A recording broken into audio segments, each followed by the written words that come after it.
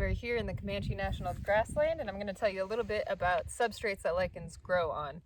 So one thing that's important when you're learning to identify lichens is to notice the thing that it's growing on, and it helps to know a couple general ways that they grow. So what you see a lot of here is saxicolous, which means it's growing on rock. So there's a lot of these rock outcrops in the Comanche, and you can see that there's tons of crustose lichens, like we've gone over before, growing all over these rocks. Notice that these are crusts. We can't take them off their substrate, so if we were going to collect these, we'd have to collect the rock as well. A different type is terricolous, so terra, earth, which means it's growing on the soil. And if we zoom in a little bit, you can see down here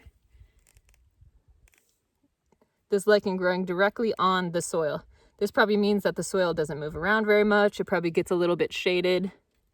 And that one is called, again, terricolous.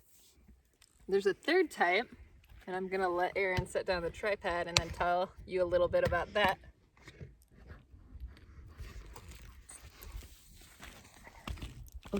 What type are we on? Trees, okay, horticulous. So we just talked about saxicolous, we talked about terricolous, rocks, soil.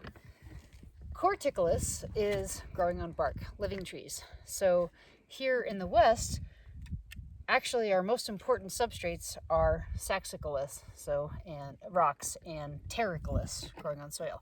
But once you get east of the Mississippi River, the humidity regime changes, and corticulous substrates or bark substrates are by far the most important substrates in eastern North America. In fact, something like 2/3 of all species of lichens in North America, of which there are almost 6,000, about 2/3 of them occur on bark. Most of the rest occur on rock, and then rarer substrates are things like soil. But lichens are such amazing organisms on so many levels that they grow on anything that sits still long enough, including you. So get up off your couches and move around lest you have a lichen growing on top of you. They'll grow on the shells of tortoises. They will grow on glass. They'll grow on rotting cars in the tropics. So really and truly remarkable. Lichens will grow on sap coming from trees. They will grow on little tiny leaves that are in tropical biomes. So those are foliaceous or leaf-dwelling lichens. We have muscicolous lichens, which are lichens that grow on mosses and other bryophytes. We have fungicolous lichens, which are lichens that grow on other fungi. So the possibilities are just endless.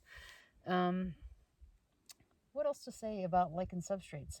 Other than that, they grow on everything. So they're very temperature and humidity specific. And in this case, as we've emphasized in other videos, here on this rock, they're super abundant because this is a north-facing rock. And in the northern hemisphere, that means more sheltered, more shaded, more humid. And if we were to go to that side of the rock, a south-facing rock, it would be much drier and there would be very few lichens on it. Don't believe me? Let's go have a look. Here's the south-facing rock.